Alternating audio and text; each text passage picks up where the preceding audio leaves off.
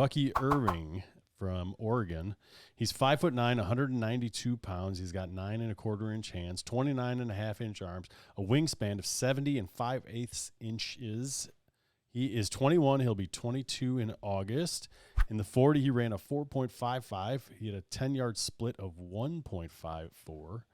The broad jump of 115 inches, 29.5 inch vertical. Last year, in 14 games, he had 186 attempts, 1,180 yards rushing, 11 touchdowns, 56 receptions, 413 yards, and an additional 2 touchdowns. So Bucky Irving out of Oregon, a name that's been one of the names that's been kind of floated out there for a while now. We've been, this is a class that wasn't as exciting at the running back position, so we're trying to find different guys to get a little bit of excitement around.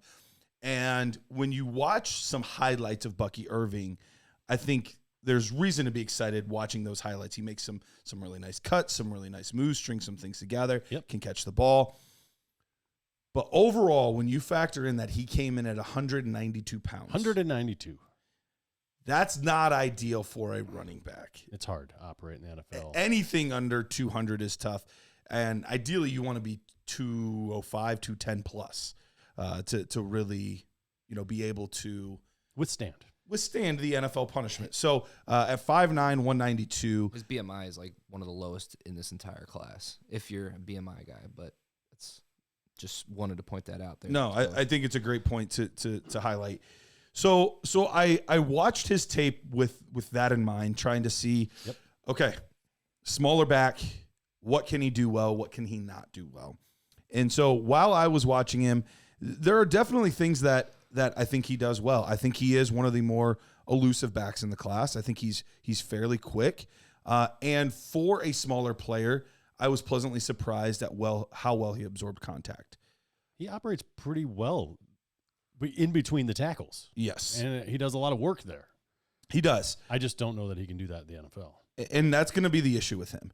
Mm-hmm. He's not an overly explosive player. Mm-hmm. For how quick he is, he's not explosive. Mm-hmm. He doesn't really have much of a power element at all to his game. He struggles in pass protection.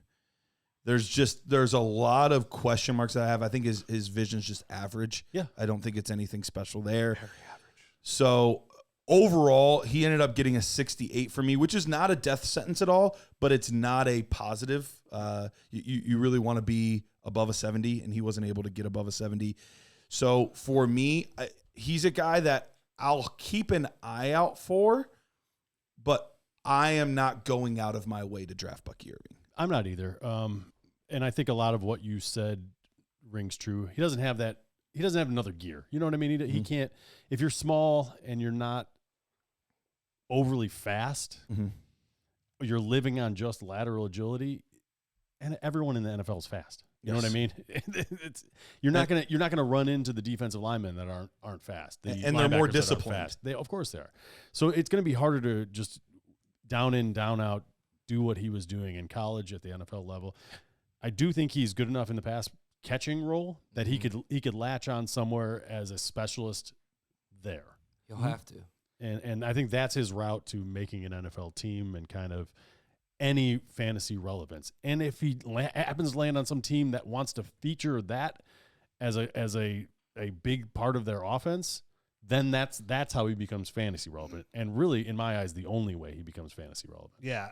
When I put out my my kind of tiers of these rookie running backs before the show today on Twitter, and the number one comment I got back was like, "Oh, but where's Bucky? What about this about Bucky?" And I was like, "Man, what am I missing?" So like, I literally before the show went back and watched 3 more games I did not watch. I watched a lot of tape on this guy, and I'm not gonna call him like sucky, getting on my nervins, I'm not gonna say something like that, but like, you guys already kind of stole some of my thunder because I thought with like all this, like I've heard his name and everybody talking about on Twitter. I thought like somebody here would like him, but I'm already behind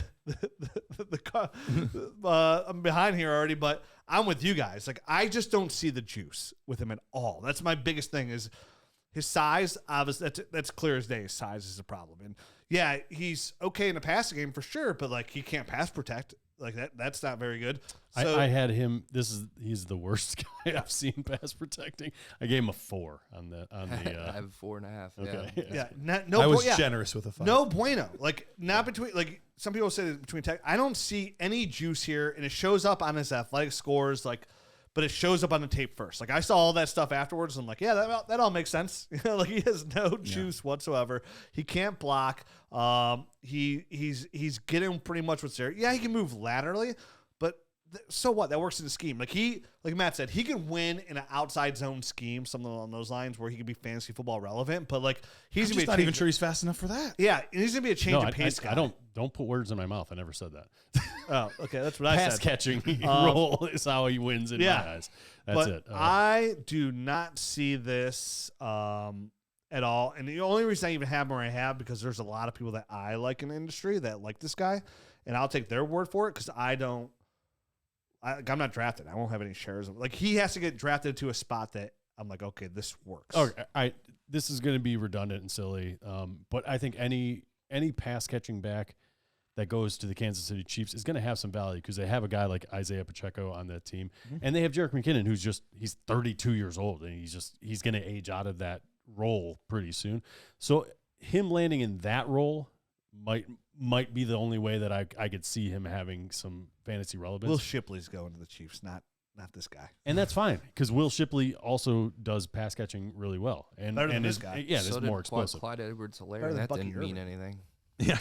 That is the tricky part. Is Come on, stop just bringing up because they're a good Irving. pass catcher doesn't mean that. I mean, he does was use him much better way. than Shipley. So Bucky Irving out of Oregon, he's definitely a name you'll probably hear amongst names, maybe other analysts or even professional. But I mean, at this point, it's consensus. None of us like him. I mean, he had my highest grade for elusiveness and contact balance. Like, I thought he was really good there.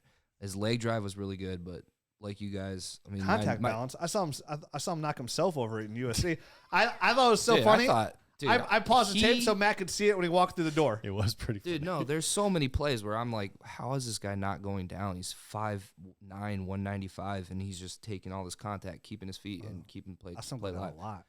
But anyway. Even on the play that Rich is talking about where he got knocked backwards, he didn't get knocked down. He caught himself for a second. No, he fell over. Yeah, I he just thought fall his over? balance was really, But he caught really himself. good. Yeah, USC game, the play before he throws the quarterback the ball. Like I had to show Matt the play. I had to go back. I'm like, dude, this is Bucky Irving to me.